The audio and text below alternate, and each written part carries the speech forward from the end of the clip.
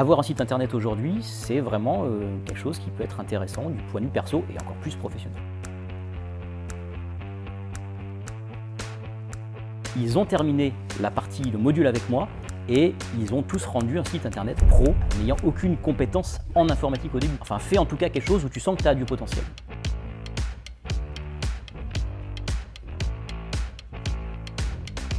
Je pense que ça, c'est la première erreur, c'est d'attendre jusqu'à être parfait. Alors c'est aussi le truc qu'il y a derrière, hein. C'est que j'attends d'être parfait pour me lancer sur un truc. Ça, c'est ce que je dis à tout le monde à chaque fois. Sinon, attends pas que ton site soit parfait pour le mettre en ligne. Donc, lancez-vous et voyez ce que ça donne. Salut Pierre-Olivier, je suis super content de t'accueillir aujourd'hui dans Skill Experience. Alors premièrement, parce que tu t'appelles Pierre-Olivier et que je m'appelle Pierre-Elliott, donc on a déjà un point commun. Exactement.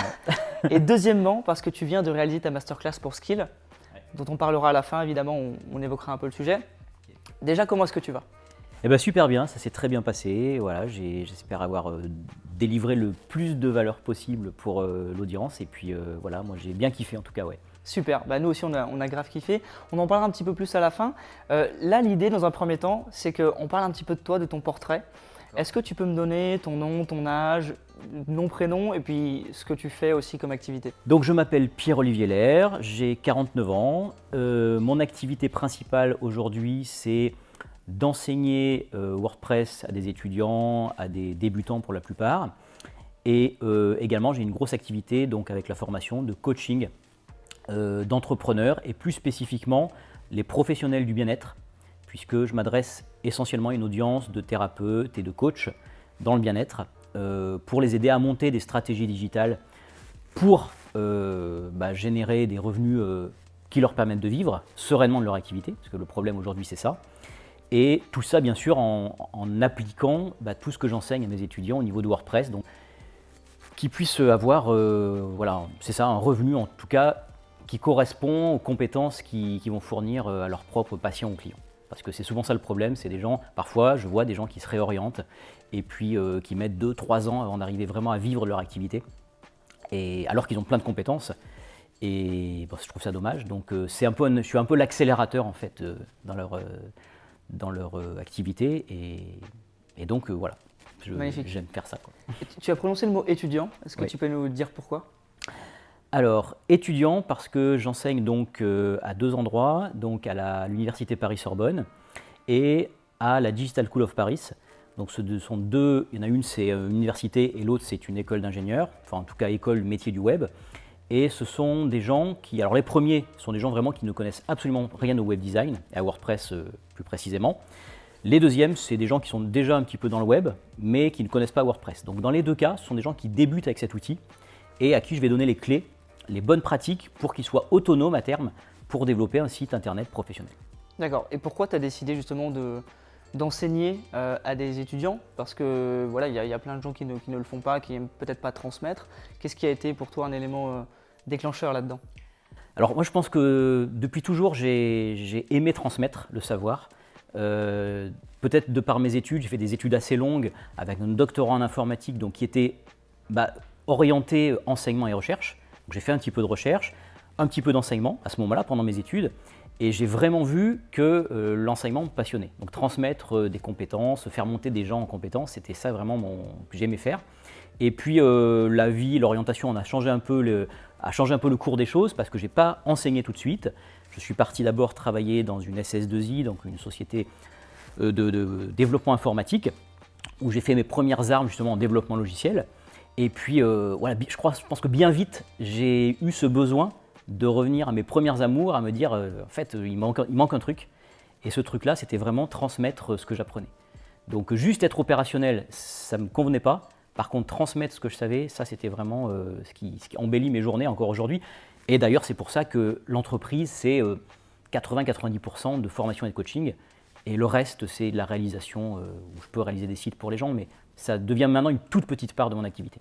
Ouais, donc tu as vraiment trouvé ta passion dans le fait de transmettre Exactement. aux personnes ton message et ce que tu sais faire. Exactement. Ok. Et comment est-ce que tu as démarré dans l'entrepreneuriat au tout début ? Parce que tu l'as dit, hein, tu as fait des études assez longues, tu as fait un doctorat, tu as ensuite travaillé, il me semble, dans une entreprise. Oui. À quel moment tu t'es dit, je veux devenir entrepreneur et pourquoi ? Alors c'est une bonne question parce que je pense que le process, il a vraiment été... ça n'a pas été une décision comme ça du jour au lendemain en fait. J'ai travaillé d'abord donc dans une entreprise pour créer des sites web, ou pour travailler en tout cas dans l'informatique. Je suis resté que 2 ans parce que voilà, c'était pas non plus le truc qui me fascinait. Par contre après, j'ai travaillé dans une entreprise pendant très longtemps où j'étais salarié et c'était intéressant parce que je m'occupais des bases de données dans ce qu'on appelle un OPCO, donc un organisme qui gère tous les fonds de la formation professionnelle. Donc il y avait quand même déjà ce petit, ce petit clin d'œil à la formation. Donc je baignais quand même dedans, mais c'était pas moi-même qui formais. Et progressivement, je dirais, il y a peut-être maintenant 5-6 ans, j'avais l'impression d'avoir fait le tour dans mon boulot. Et je me suis dit, avec tout ce que j'ai appris, pourquoi ne pas commencer à l'enseigner aux autres? Donc voilà, après, c'est pour ça que je dis que je pense que je suis revenu sur des choses qui me titillaient depuis longtemps, mais que j'exprimais pas dans le quotidien parce qu'on n'avait pas besoin de ça dans mon boulot, quoi. On n'avait pas besoin que... Si, je faisais des formations en interne, des fois dans l'entreprise, j'aimais bien ça, mais ça s'arrêtait là. Et donc cette prise de conscience, elle n'a pas été soudaine. Je pense que c'est venu progressivement déjà en faisant des sites pour les autres, en commençant en tant qu'auto-entrepreneur à créer des sites en plus de mon boulot. Et puis la partie qui m'intéressait bien, c'est quand j'avais créé le site pour la personne, c'était lui apprendre à gérer son site en autonomie. Donc là, ça a commencé à faire un peu tilt et je me suis dit finalement peut-être vraiment m'orienter sur la formation, former des gens. Et puis après, la vie, je pense que fait qu'il y a ce qu'on appelle tout ce qui est le phénomène d'attraction qui fait qu'à un moment donné, on va proposer des cours. Tout ça parce que j'étais allé faire justement une masterclass entre midi et 2. J'étais salarié, je réponds à une annonce sur Facebook, quelqu'un qui cherchait au pied levé, quelqu'un qui pouvait sensibiliser des étudiants à WordPress entre 13h et 14h. Je vois le truc sur Facebook, je tombe dessus à ce moment-là, j'écris au gars, il me dit écoute, si t'es chaud, vas-y, va le faire. Je vais le faire. À ce moment-là, la personne qui dirigeait ce petit groupe d'étudiants et qui faisait venir un inconnu, parce que j'étais un inconnu pour elle, ça s'est très bien passé. Et elle en a parlé donc à la responsable pédagogique de Sorbonne qui lui a dit, en lui disant j'ai eu quelqu'un qui parle de WordPress, il a l'air de connaître son truc, est-ce qu'il y a déjà un module qui existe? Oui, il y avait déjà un module où justement le poste était vacant.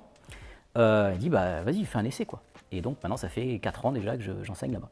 Et ça te plaît beaucoup? Et ça me plaît beaucoup, ouais, parce que c'est le contact avec les étudiants, c'est le fait que je leur apprends des choses et puis j'ai des super retours. En fait, là, je viens de finir une session là, donc depuis la rentrée, depuis septembre, avec une promo entière de 14 étudiants. Et les retours que je viens d'avoir, ils ont fini leur projet, donc je leur ai fait faire leur projet de site web. Ils ne connaissent rien. Quand ils arrivent avec moi, ils ne connaissent rien. Je pose la question, qui connaît WordPress? J'ai des fois une personne qui me dit oui, j'ai entendu parler. Eh bien, donc septembre, on est au mois de mars. Donc ça, je trouve ça génial. Là où c'est fou, c'est qu'en fait, on est quand même à une époque où Internet, c'est tous les jours dans nos vies. Et on a encore beaucoup de personnes qui savent à peine comment fonctionne un site internet ou comment créer un site internet, alors que c'est essentiel même quasiment pour tous les métiers aujourd'hui, quoi. Ouais, c'est ça. Puis même parfois en tant qu'amateur, en tant que quelqu'un en perso, dans le mode perso en particulier, on peut très bien avoir besoin.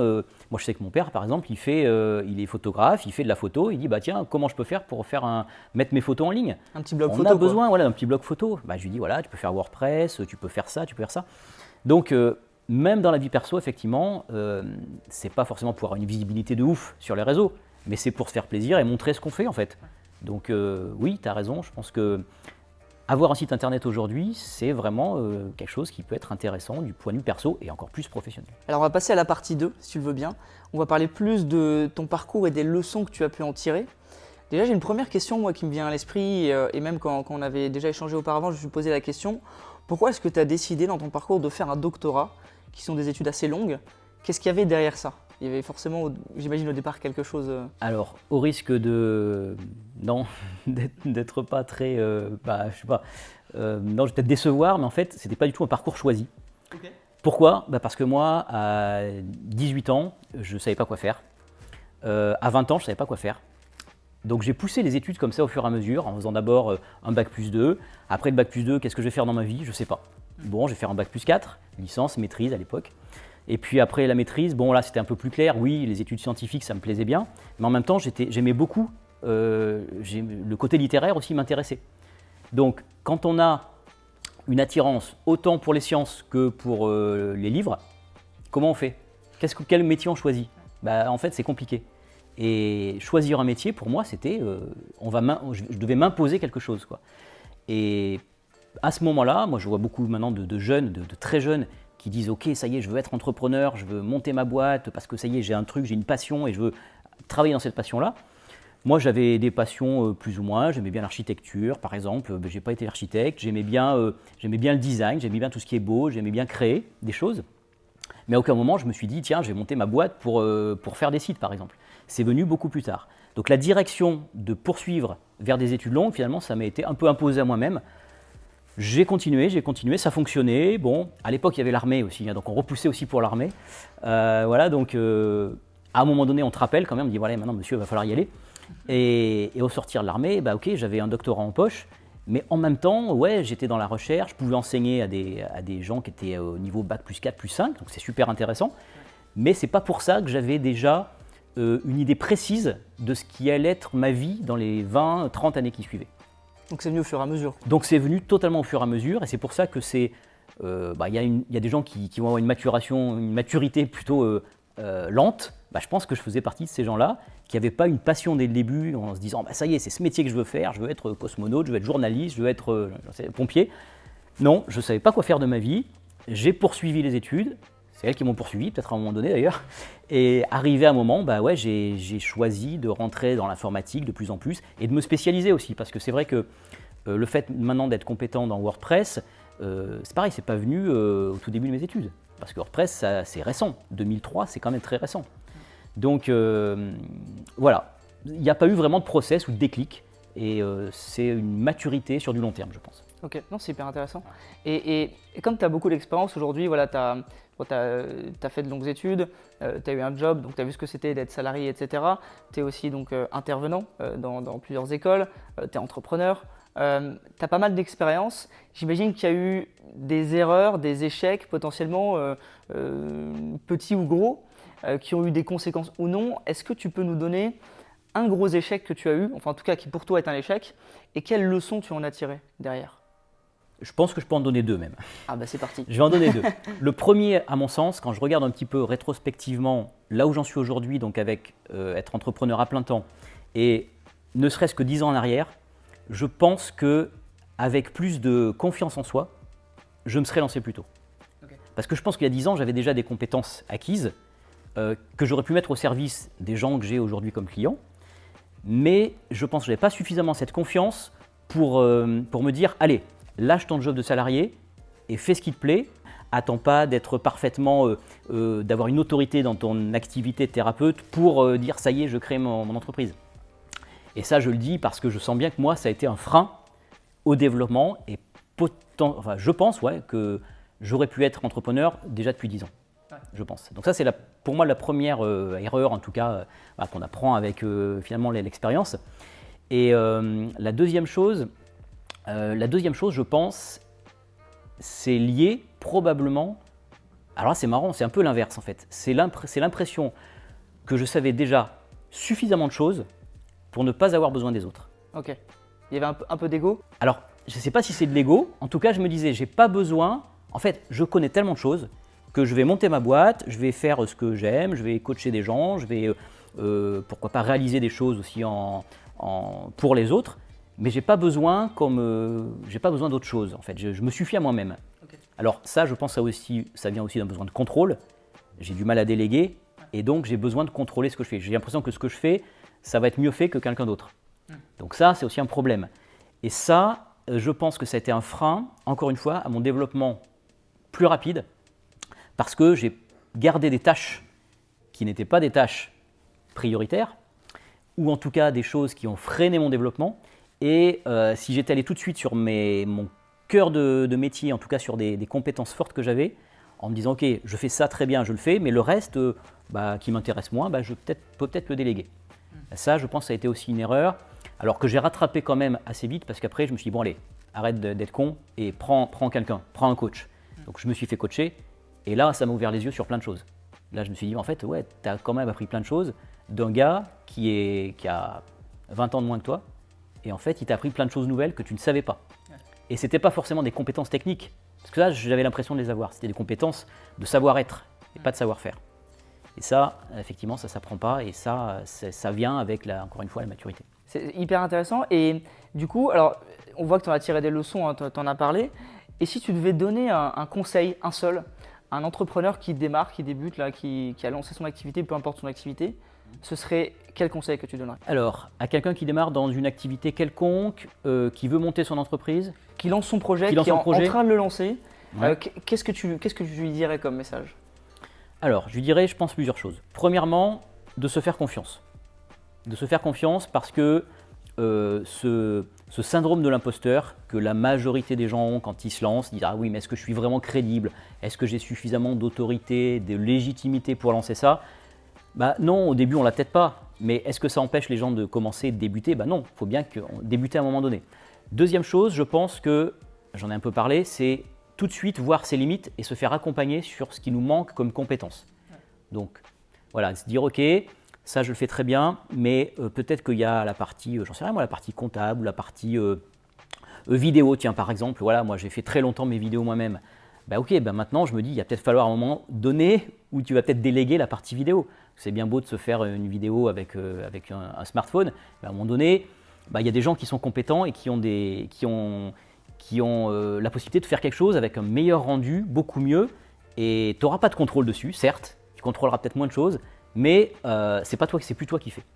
Donc ça, c'est la deuxième chose, je pense, c'est à un moment donné, c'est entourez-vous de ceux qui savent sur les compétences que vous n'avez pas, ou que vous avez un petit peu, parce que c'est bien des fois de savoir comment il faut faire pour donner aux autres. Je pense que c'est important de ne pas déléguer des choses sans savoir comment ça fonctionne. Mais par contre, une fois qu'on sait qu'on a des compétences dans quelque chose, mais pas suffisamment pour exprimer sa zone de génie, dans ces cas-là, laissez-le aux autres. Voilà. Et là, c'est là où ça va, je pense, avoir une évolution dans l'entreprise, un coup de fouet. En tout cas, c'est ce que j'ai pu observer pour moi et je pense que ça peut se répéter pour d'autres personnes. Alors, on va rentrer dans la troisième partie qui est plus la partie journal intime, on va dire. C'est plus des infos sur toi pour apprendre encore à mieux te connaître.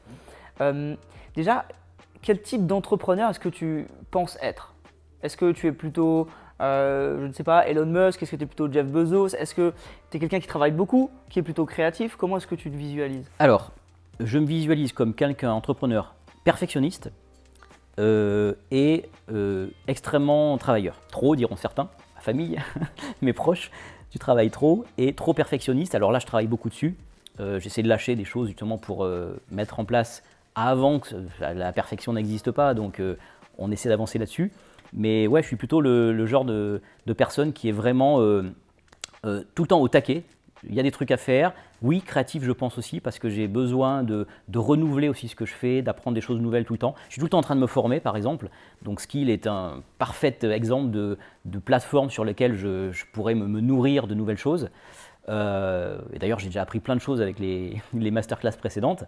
Donc oui, je pense que je suis quelqu'un qui a besoin d'innover, de créer des nouvelles choses, de ne pas trop se reposer sur ses lauriers, bien que j'avais tendance par le passé à faire ça, mais je vois que ça freine aussi l'évolution de faire ça. Ouais. Si on ne se renouvelle pas, et pas parce qu'on est spécifiquement dans les technologies, le numérique ou le digital, parce que là oui déjà il faut suivre, il faut se renouveler. Les formations que j'ai en ligne, tous les 2 ans, 1 an et demi tous les 2 ans, il faut renouveler des choses. Bah, je pense que pour soi c'est pareil, il faut apprendre de nouvelles choses et arriver à être créatif parce que oui, et puis il y a aussi la concurrence, quoi. Il faut arriver à se démarquer, faire des choses que tiens, il a fait un truc sympa qui attire l'œil. Donc je suis plutôt dans cet esprit-là, ouais. Ok. Voilà. Ok, cool. Donc ça serait plutôt peut-être un Elon Musk qui a 12 000 idées à la minute et puis qui dit on va aller sur Mars, tiens mais non t'es con, ça peut pas. Bah si tu peux. Si. Donc toi dans ton type d'entrepreneur que, disons ta vision, t'es plus Elon Musk que Jeff Bezos? Alors oui et non, je pense que je ne peux pas dire que je suis Elon Musk parce que je suis quand même assez terre à terre sur mes réflexions. Okay. Voilà, assez cartésien. Je vais pas être totalement perché en me disant tiens j'ai pensé à ça, je vais le faire. T'es rationnel quoi. Je suis assez rationnel, ouais. Et donc ce côté-là, je peux ne pas l'avoir. Par contre, fourmiller d'idées et avoir des nouvelles idées parce que j'aurais vu peut-être un truc qui me fera penser à autre chose, ouais, là je pense que ça peut vite arriver à une idée, mais par contre je vais analyser l'idée finale. Ouais. Je vais me dire est-ce que c'est réalisable avec mes moyens, avec mes compétences, oui ou non. Maintenant je me dis ou peut-être par d'autres, ce que je ne me disais pas avant. Mais en tout cas, ouais, est-ce que c'est faisable? Oui, si je peux, je le fais. Mais si c'est un truc trop perché, non, je vais être quand même sur la retenue et je vais pas le faire. Ok. Est-ce qu'il y a un livre, un film, un podcast ou même une vidéo YouTube ou une chaîne YouTube qui t'a vraiment marqué un jour, ou que tu regardes d'ailleurs encore, et ça a eu un impact vraiment important sur ta carrière d'entrepreneur ou dans ta vie? Alors, j'ai commencé à lire des livres et des biographies d'entrepreneurs, tout ça, sur le tard. Il y a très peu de temps que je m'intéresse justement au parcours des autres pour voir ce qui peut m'inspirer et m'enrichir. Il y a un bouquin que je relis, c'est un gros bouquin mais que j'aime beaucoup, c'est la biographie de Steve Jobs. Ouais. Voilà, que j'aime beaucoup parce que c'est bourré d'anecdotes sur le personnage qu'on connaissait un petit peu comme ça, parce que c'était toujours les présentations de ces produits étaient toujours attendues vraiment par tout le monde. Mais quand on le voit de l'intérieur, avec une journaliste qui vraiment va décrire tout ce qui s'est passé, la relation avec ses équipes, c'est un personnage quand même il est un peu torturé aussi. Donc voilà. Et je pense que ça aussi, ça amène de la créativité. C'est le fait de ne pas lâcher, le fait d'être peut-être à un moment donné autoritaire pour faire passer une idée. Je ne suis pas comme ça, mais je me dis, je comprends que des choses avancent parce que cette personne-là avait ce tempérament-là. Ouais. Donc ouais, c'est quelqu'un que je trouve dans sa globalité, il y a défauts bien sûr et qualités, mais dans sa globalité, je trouve que c'est vraiment quelqu'un qui m'inspire. Ouais. Après, les défauts font aussi les grands entrepreneurs. Elon Musk a beaucoup de défauts également. Exactement. Il paraît que quand on lit sa biographie, on voit que c'est quelqu'un qui est extrêmement sévère, extrêmement strict. Ouais. Mais ça fait aussi peut-être les personnes qu'ils sont, les entrepreneurs qu'ils sont. C'est ça. Mais j'ai aussi la biographie que j'ai pas commencé justement. Elle est très bien. Mais moi, je l'ai aussi sur mon bureau et là on attend celle. Ouais, il est très, on va pas dire tyrannique, mais c'est quelqu'un il faut pas l'énerver. Mais je pense que aussi ces gens-là, pour avoir des équipes qui fédèrent et d'autres qui vont complètement se repousser en fait. D'ailleurs, c'est bien d'être polarisant parce que si on est tiède, on est personne. Le fait d'être polarisant, d'attirer les gens pour fédérer les gens pour un projet et repousser d'autres, je pense que ça va aider des gens à émerger avec des projets complètement fous, quoi. Si on l'aime ou on le déteste, quoi. Oui, c'est ça. Exactement. Ouais, c'est ça. On va passer maintenant à la dernière partie, si tu veux bien. On va parler de ta masterclass qu'aujourd'hui tu as donnée pour Skill. Est-ce que tu peux, alors déjà, comme tu as dit, tu t'es senti à l'aise et nous aussi, on en est ravis, c'était vraiment une belle expérience. Est-ce que tu peux nous parler de quoi cette masterclass va parler et à qui elle va s'adresser? Alors cette masterclass, elle va apprendre aux entrepreneurs globalement à réaliser eux-mêmes un site internet professionnel. Et tout ça sans avoir de base, de compétences particulières en informatique. Donc ça rejoint parfaitement ce que j'enseigne moi à mes étudiants chaque jour. C'est en fait des gens qui n'y connaissent rien, mais qui ont besoin quand même d'avoir un site web, qui ne veulent pas forcément dépenser plusieurs milliers d'euros dans une agence web ou via un web designer qui va leur faire peut-être un truc aux petits oignons, mais qui va leur prendre une bonne partie de leur CA. Donc ces gens-là, ils se disent « Ok, est-ce que je peux faire le truc moi-même ?» Oui, je peux. Ah oui, mais ça va être moche. Oui, ça va être moche si tu n'as pas les clés, si tu n'as pas les bonnes pratiques, si tu ne sais pas sécuriser ton site, si tu ne sais pas référencer ton site, etc. Donc dans cette masterclass, c'était vraiment ça l'idée pour moi, d'arriver pour être le plus dans la démonstration, montrer ce qui était possible de faire, et tout ça, avec un clavier et une souris. Et là, je me suis mis vraiment au niveau de quelqu'un qui débute, qui arrive, qui ne connaissait pas WordPress, qui dit « j'ai besoin d'un site web pro, faut que ça ait de la gueule, faut que ça ressemble à quelque chose, comment je fais ?» J'écoute la masterclass et à la fin, je suis capable de me lancer et puis de créer mon site. Donc, c'est-à-dire que pour toi, ça s'adresse à quel type d'entrepreneur? Est-ce que n'importe qui peut l'utiliser ou est-ce que c'est plutôt pour un certain type d'activité? Alors déjà, c'est toute activité. On verra dans la masterclass que j'ai pris un exemple d'activité, mais on pourrait en prendre n'importe quelle activité. À un certain type d'entrepreneur, je pense que ça s'adresse un peu plus pour ceux qui aiment bien réaliser par eux-mêmes. Parce que ceux qui sont toujours « maintenant je ne sais pas faire, j'ai pas envie d'apprendre et je délègue », là forcément ils vont être un peu moins intéressés par le fait de rentrer eux-mêmes dans le produit. Par contre, tous ceux qui sont un peu débrouillards, qui aiment savoir comment ça se fait pour ensuite l'utiliser, pour être autonome aussi. Parce que l'idée c'est d'être autonome sur la plateforme.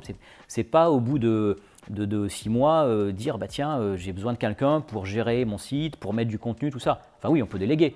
Mais quand on sait faire, qu'on l'a fait nous-mêmes et qu'on sait exactement ce qu'il y a dedans, je trouve ça plus sympa. Donc c'est plutôt pour ces gens-là, ouais. Complètement. Bah, magnifique. En tout cas, nous, on a été ravis de faire cette masterclass avec toi. Merci beaucoup, pareil. Tu as donné énormément de conseils. Franchement, c'était vraiment excellent.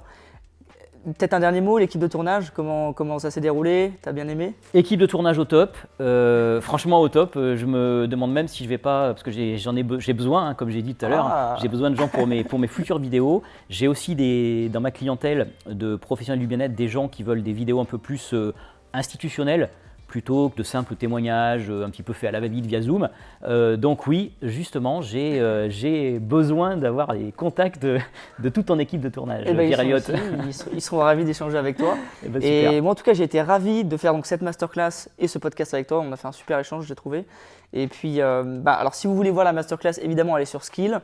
Donc, vous retrouverez le lien dans la description. Et si vous voulez évidemment voir tout ce que fait Pierre-Olivier, c'est hyper intéressant. Vous pouvez aller voir sa chaîne YouTube. Tu as aussi un LinkedIn, un site internet, un Facebook. Voilà. Tu as tous les réseaux sociaux quasiment. Oui. Tu partages beaucoup de valeurs. Donc, n'hésitez pas à aller voir. Et puis, merci à toi, encore une fois. Merci Pierre Elliott, merci à tous. À bientôt. Ciao.